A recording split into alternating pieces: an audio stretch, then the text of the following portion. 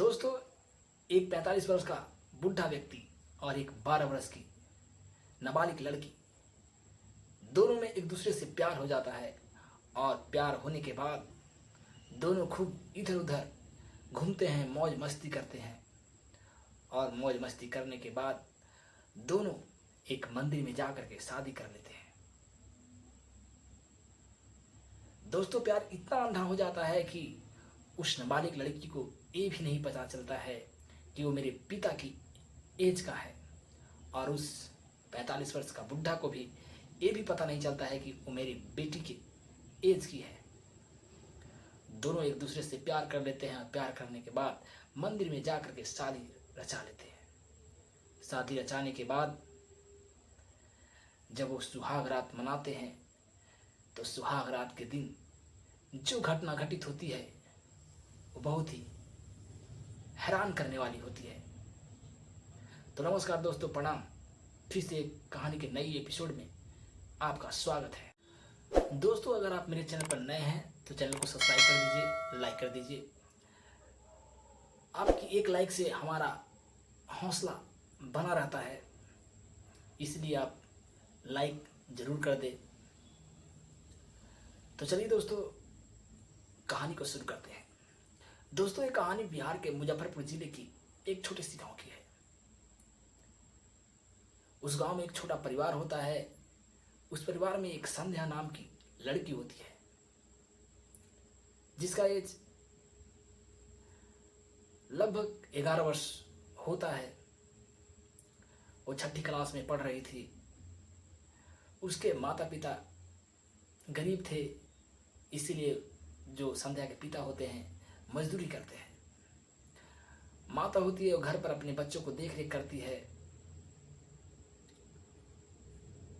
संध्या पढ़ने में बहुत अच्छी होती है और बहुत ही मासूम और खूबसूरत होती है।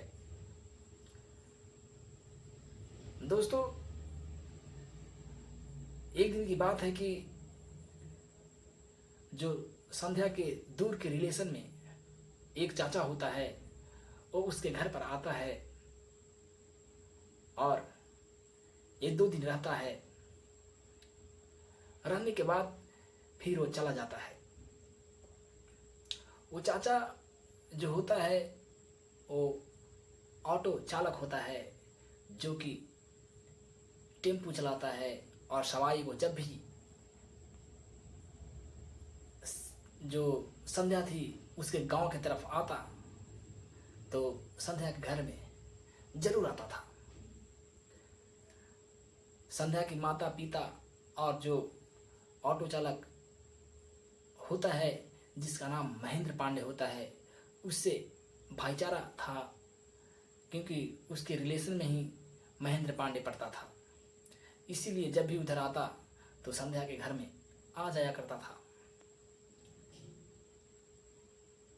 भाईचारा के कारण जब भी संध्या के माँ को किसी प्रकार की दिक्कतें होती, पैसा हो या कोई चीज़ भी, तो महेंद्र पांडे से लिया करती थी।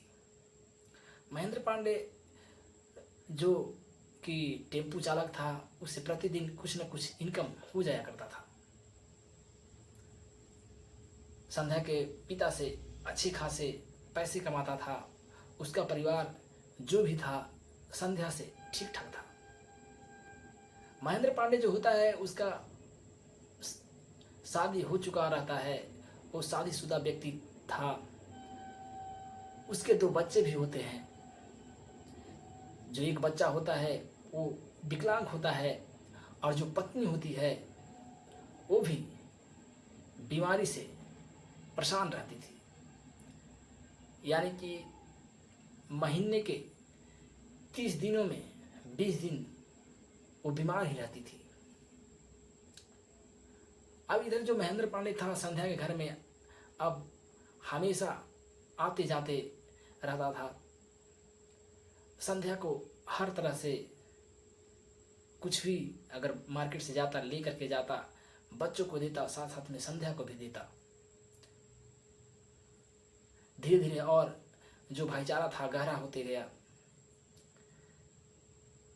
एक दिन की बात है कि जो संध्या की माँ होती है वो महेंद्र पांडे से कुछ पैसे उधार ले लेती है। उधार लेने के बाद महेंद्र पांडे संध्या की माँ को पैसे दे देता है। दे देने के बाद वो अपने घर को चला जाता है। उसका काम था डेली टेम्पो निकालना और टेम्पो पर सवारी बैठा करके जहाँ का भी सवारी मिलता था, पैसेंजर मिलता था, वहाँ ले जाकर के छोड़ देता था। वो टेम्पो का ड्राइवर था। दोस्तों, अब संध्या की माँ के कुछ न कुछ पैसे की आवश्यकता पड़ जाती थी, क्योंकि उसके पति जो थे कभी काम मिलता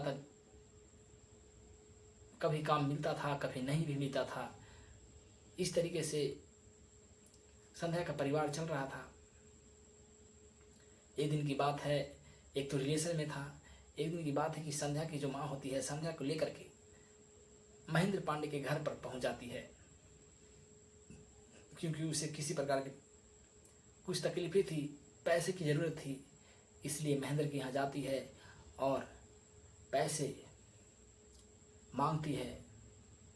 पैसे को ले लेने के बाद महेंद्र पांडे जो होता है वो कहता है कि आप अपनी बेटी को यहीं रहने दीजिए, हम इसको पढ़ाएंगे, हमारा बच्चा भी पढ़ेगा और यहाँ रहेगी तो हमारी पत्नी बीमार रहती है, कभी हाथ बटा देगी खाना बनाने में या किसी भी तरह के काम करने में। दोस्तों, जो संध्या की माँ होती है वो वहीं पे छोड़ देती है। छोड़ देने के बाद वो महेंद्र पांडे से कुछ पैसे लेकर के वापस चली आती है। धीरे धीरे समय बीत रहा था। फिर जो संध्या है 10 दिन तक वहाँ पे महेंद्र पांडे के यहाँ रहती है और फिर अपने घर चली आती है। अब धीरे धीरे महेंद्र पांडे और संध्या में कुछ बातचीत होने लगा था, क्योंकि संध्या को रिलेशन में चाचा लगता था और संध्या जो थी महेंद्र पांडे को भतीजी लगती थी। फिर भी दोनों में अब बातचीत हो रही थी। अब जो संध्या अपने घर पर आ जाती है, महेंद्र पांडे प्रतिदिन संध्या के घर पर आता है, किसी न किसी बहाने से प्रतिदिन आता है। ये सिलसिला जारी था। संध्या अब क्या करती है कि सब कुछ अब गेस करने लगती है। संध्या मात्र अब 11 वर्ष की रहती है। वो धीरे धीरे जो होता है महेंद्र पांडे के प्यार में पड़ गई थी और वो उसी रंग में रंगने लगी थी। महेंद्र पांडे जैसा कहता वैसा संध्या करने लगी थी। दोस्तों, अब एक दिन की बात होता है कि संध्या की माँ कुछ भी नहीं जानती है। महेंद्र पांडे कहता है कि देखिए, हम संध्या को यहाँ से ले जा रहे हैं, इसे अच्छी तरह से पढ़ाएंगे लिखाएंगे। यहाँ आपके 2 बच्चे पहले से हैं, उन्हें आप देखिए, और मैं संध्या को ले जाता हूँ और एक अच्छे स्कूल में डाल दूंगा, पढ़ने में अच्छी है, इसे पढ़ाऊंगा लिखाऊंगा। संध्या के माँ जो गरीब होती है वो सोचती है कि ठीक ही है, बेटी पढ़ लेगी तो क्या दिक्कत है। और महेंद्र पांडे की पत्नी बीमार रहती थी, तो सोची कि अगर उसके काम में हाथ भी बटा देगी, पढ़ेगी भी, तो हमारा थोड़ा बोझ कम होगा। वो भेज देती है। संध्या वहाँ पर चली जाती है और जाने के बाद वहाँ रहने लगती है। रहते रहते कुछ दिन बीतता है, फिर संध्या वहाँ से चली जाती है। आने के बाद फिर अपने घर पर रहने लगती है। कुछ दिन के बाद फिर क्या होता है कि संध्या अपने जूती किनने के लिए बाजार जाती है। बाजार जो पड़ता है संध्या के घर और जो महेंद्र पांडे का घर होता है उसके बीच बीच बाजार पड़ता था। उसी दिन जिस दिन संध्या जूती खरीदने के लिए मार्केट जाती है, उसी दिन महेंद्र पांडे की पत्नी भी वहाँ पर कुछ मार्केटिंग करने के लिए आई हुई रहती है। महेंद्र पांडे को चिंता था कि मेरी पत्नी बीमार रहती है, पता नहीं कुछ हो गया तो दिक्कत होगी। वो अकेली ही गई हुई थी। इधर से जब संध्या फ़ोन रखती थी, कांटेक्ट होता है महेंद्र पांडे को, तो संध्या को कहती है कि देखो संध्या, मेरी पत्नी भी मार्केटिंग करने के लिए गई है, बाजार करने के लिए गई है, अगर मिले तो तुम अपने घर न जा कर के हमारी पत्नी के साथ मेरे यहाँ आ जाना। दोस्तों, संध्या महेंद्र पांडे के हर एक बातों को मानती थी। खुदा न खास्ते जब संध्या को महेंद्र पांडे की पत्नी से मुलाकात होती है, दोनों मिल जाते हैं, तो शाम होती है तो दोनों महेंद्र पांडे के कहे अनुसार महेंद्र पांडे के घर पर चली जाती है, पत्नी और संध्या दोनों। दोस्तों, जाने के बाद वहाँ संध्या अब रहने लगती है। फिर घर पर फ़ोन कर देती है कि हम महेंद्र पांडे के जो चाचा होते हैं उनके घर पर आए हुए हैं। संध्या की मम्मी सोचती है कि चलो चाचा के घर में हैं, क्या दिक्कत है। अब जो संध्या और महेंद्र पांडे के बीच जो बातें चल रही थी अंदर अंदर, वो अब धीरे धीरे बढ़ने लगी थी। अब दोनों नज़दीक थे।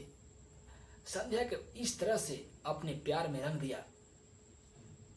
एक तो नाबालिग थी, जैसे जैसे वो महेंद्र पांडे कहता संध्या उसी प्रकार करती। दोस्तों, अब संध्या को इस तरह से तैयार कर चुका था कि संध्या अब उससे शादी करने के लिए तैयार हो गई। दोस्तों, जिसकी उम्र मात्र 11 साल होती है, जिसको पढ़ने का एज होता है, वो बच्चे खिलाने के लिए तैयार है, रंगरलियां मनाने के लिए तैयार हो गई। अब जब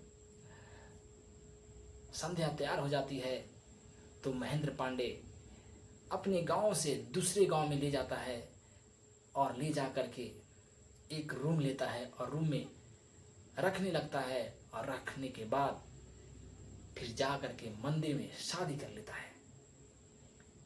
शादी करने के बाद जब दोनों रात्रि के समय में सुहाग रात मनाते हैं, कहाँ वो 12 साल की लड़की, जो कि अगर महेंद्र पांडे की अगर बेटी होती तो उस एज की होती जिस एज की संध्या थी, और संध्या भी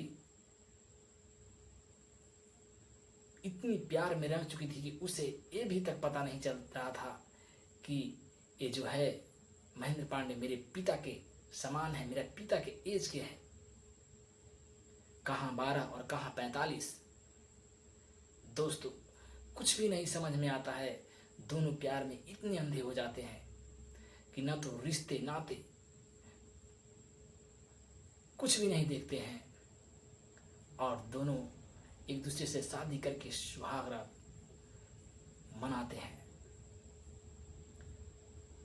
दोस्तों, सुहाग रात के दिन दोनों सेल्फी लेते हैं, और सेल्फी लेने के बाद दूसरे दिन ही जो महेंद्र पांडे होता है उसकी फोटो वायरल हो जाती है।